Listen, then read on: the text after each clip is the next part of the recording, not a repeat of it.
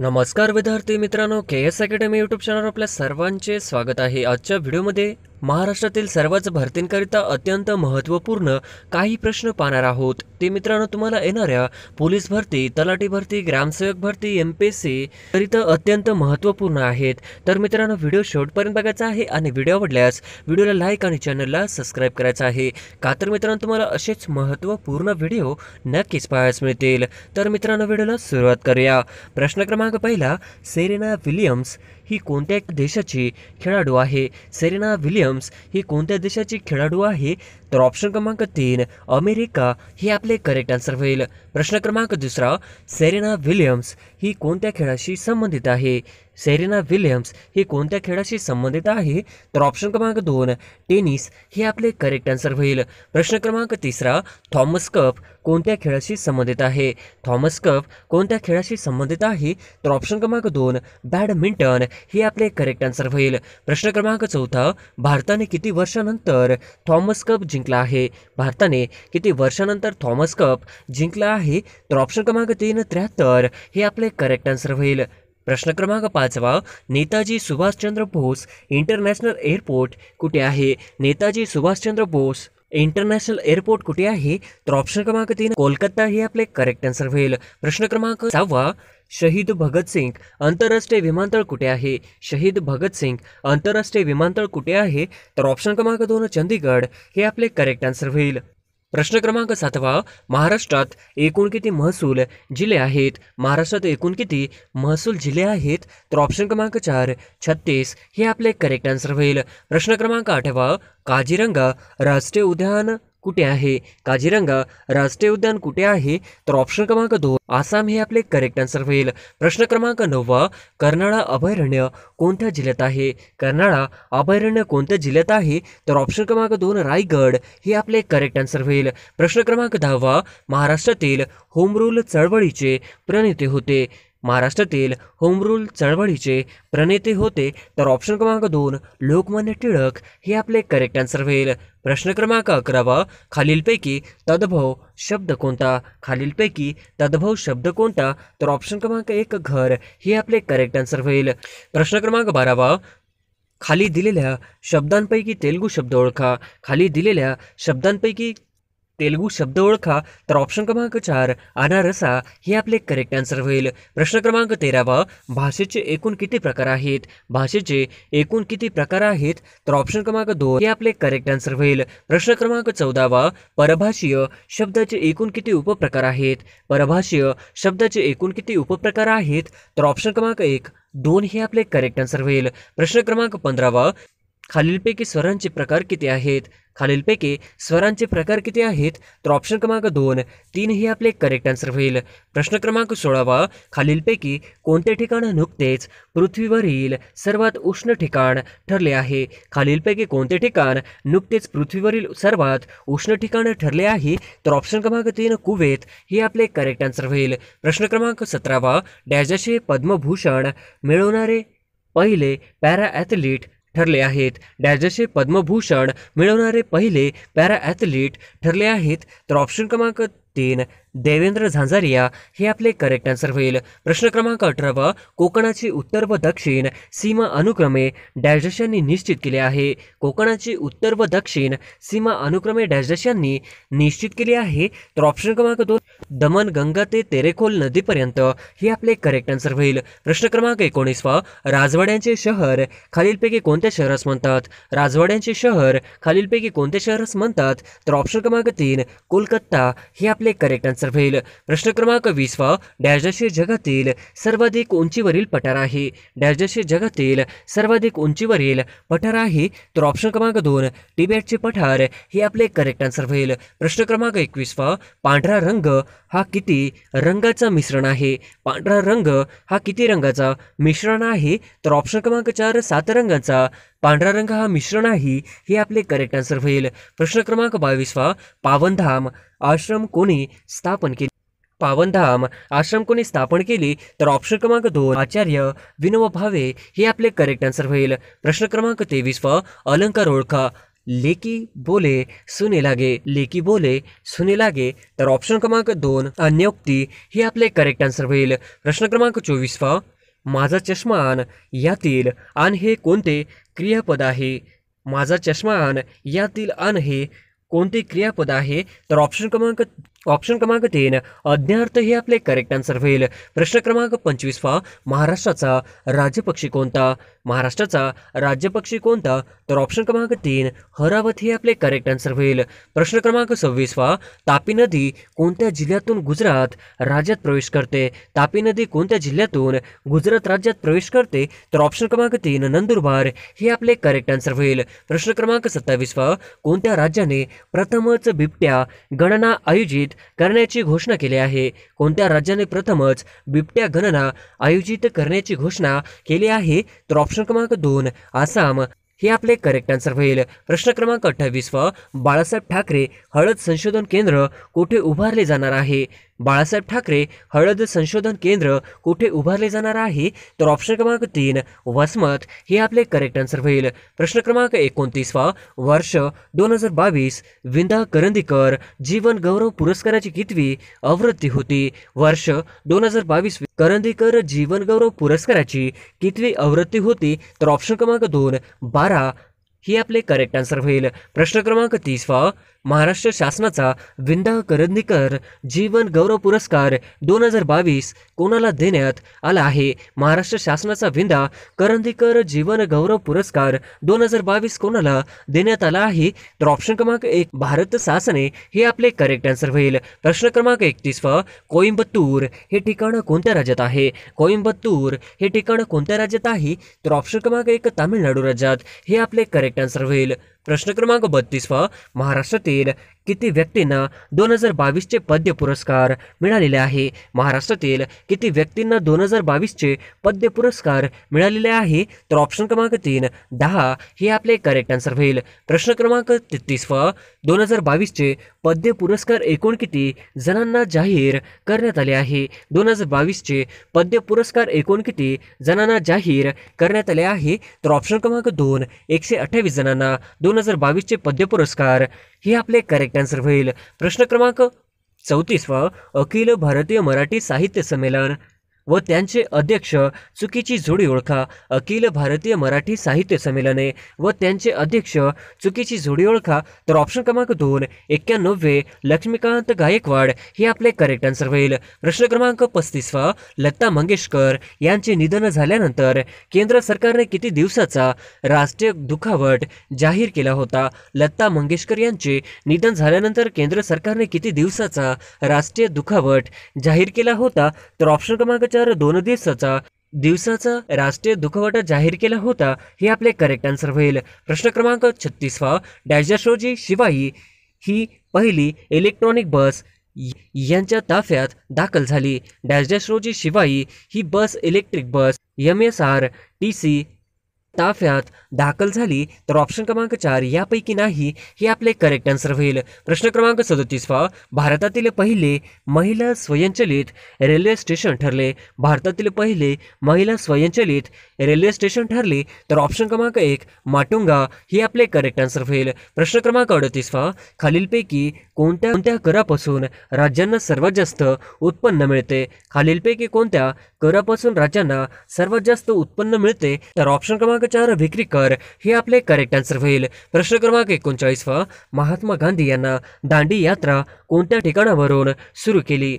महात्मा गांधी यांनी दांडी यात्रा कोणत्या ठिकाणावरून सुरू केली? तर ऑप्शन क्रमांक 2 साबरमती हे आपले करेक्ट आन्सर होईल. प्रश्न क्रमांक 40 भारताचा पहिला ब्रिटिश व्हाईसरॉय कोण होता? भारताचा पहिला ब्रिटिश व्हाईसरॉय कोण होता? तर ऑप्शन क्रमांक 3 लॉर्ड कॅनिंग हे आपले करेक्ट आन्सर होईल. प्रश्न क्रमांक 41 केंद्र सरकारची उदय ही योजना कशाशी संबंधित आहे?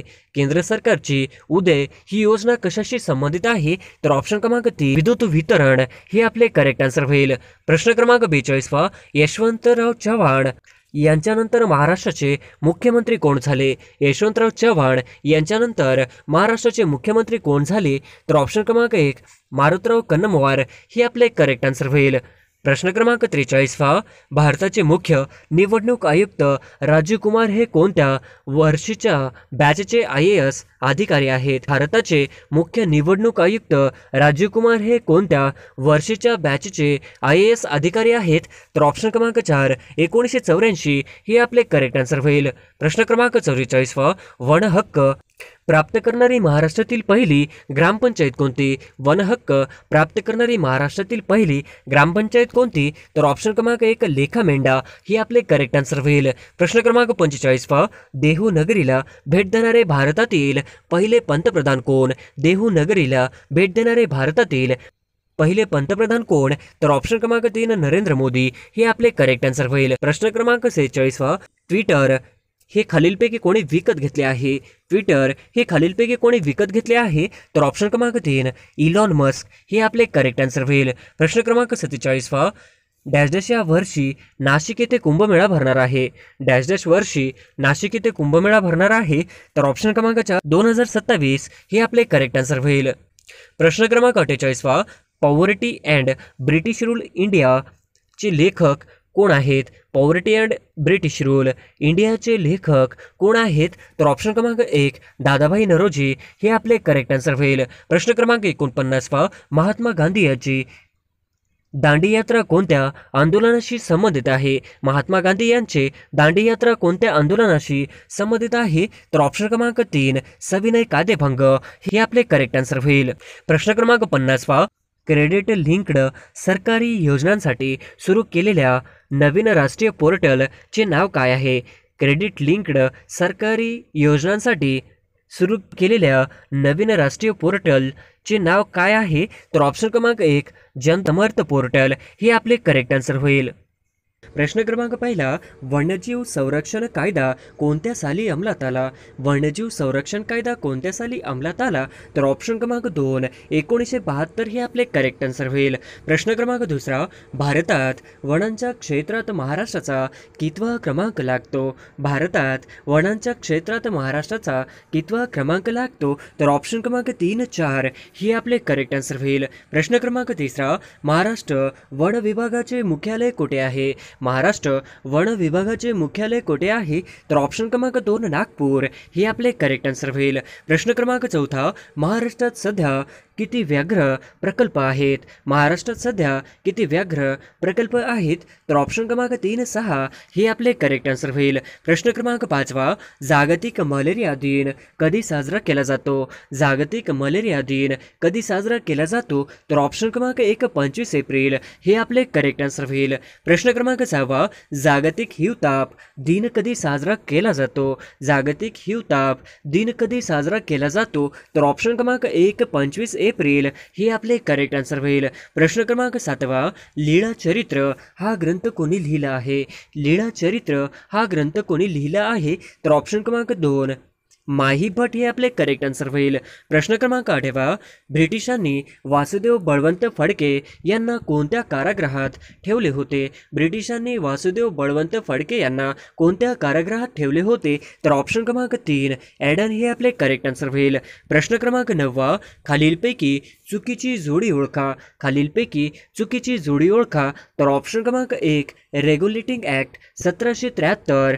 ऑप्शन क्रमांक 2 पिट्स इंडिया ॲक्ट 1784. ऑप्शन क्रमांक 3 प्लासीची लढाई 1757. ऑप्शन क्रमांक 4 बक्साची लढाई 1765 ही आपली होईल. प्रश्न क्रमांक 10 महाराष्ट्रात एकूण किती राष्ट्रीय उद्याने आहेत? महाराष्ट्रात एकूण किती राष्ट्रीय उद्याने आहेत? तर ऑप्शन क्रमांक 3 6 हे आपले करेक्ट आन्सर होईल. प्रश्न क्रमांक 11 खालीलपैकी कोणते राष्ट्रीय उद्यान महाराष्ट्रात नाही? खालीलपैकी कोणते राष्ट्रीय उद्यान महाराष्ट्रात नाही? तर ऑप्शन क्रमांक 4 गीर राष्ट्रीय उद्यान हे आपले करेक्ट आन्सर होईल. प्रश्न क्रमांक 12 पंडित जवाहरलाल नेहरू राष्ट्रीय उद्यान कुठे आहे?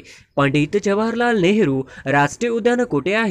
तर ऑप्शन क्रमांक 4 नागपूर हे आपले करेक्ट आन्सर होईल. प्रश्न क्रमांक 13 गुगामल राष्ट्रीय उद्यान कोणत्या जिल्ह्यात आहे?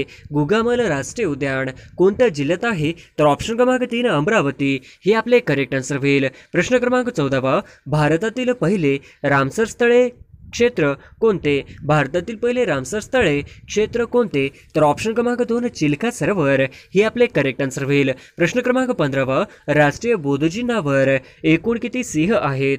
राष्ट्रीय बौद्ध चिन्हावर एकूण किती सिंह आहेत? तर ऑप्शन क्रमांक 3 4 हे आपले करेक्ट आन्सर होईल. प्रश्न क्रमांक 16 राष्ट्रीय चिन्हावरील सत्यमेव जयते हे कोणत्या भाषेत लिहिले आहे? राष्ट्रीय चिन्हावरील सत्यमेव जयते हे कोणत्या भाषेत लिहिले आहे? तर ऑप्शन क्रमांक 2 देवनागरी हे आपले करेक्ट आन्सर होईल. प्रश्न क्रमांक 17 अशोक चक्रामध्ये किती आरे आहेत? अशोक चक्रामध्ये किती आरे असतात? तर ऑप्शन क्रमांक 3 24 हे आपले करेक्ट आन्सर होईल. प्रश्न क्रमांक 18 नवीन संसद भवनासमोर राष्ट्रीय बौद्ध चिन्हाचे उद्घाटन कोणी केले? नवीन संसद भवनासमोर राष्ट्रीय बौद्ध चिन्हाचे उद्घाटन कोणी केले? तर ऑप्शन क्रमांक 3 नरेंद्र मोदी हे आपले करेक्ट आन्सर होईल. प्रश्न क्रमांक 19 नवीन संसद भवनासाठी तयार करण्यात आलेले राष्ट्रीय बौद्ध चिन्ह कोणत्या धातूपासून बनवले आहे? नवीन संसद भवनासाठी तयार करण्यात आलेले राष्ट्रीय बौद्ध चिन्ह कोणत्या धातूपासून बनवले आहे? तर ऑप्शन क्रमांक 2 कांस्य हे आपले करेक्ट आन्सर होईल. प्रश्न क्रमांक 20 कांस्य धातूपासून तयार करण्यात आलेल्या बौद्ध चिन्हाचे वजन किती आहे? कांस्य धातूपासून तयार करण्यात आलेल्या बौद्ध चिन्हाचे वजन किती आहे?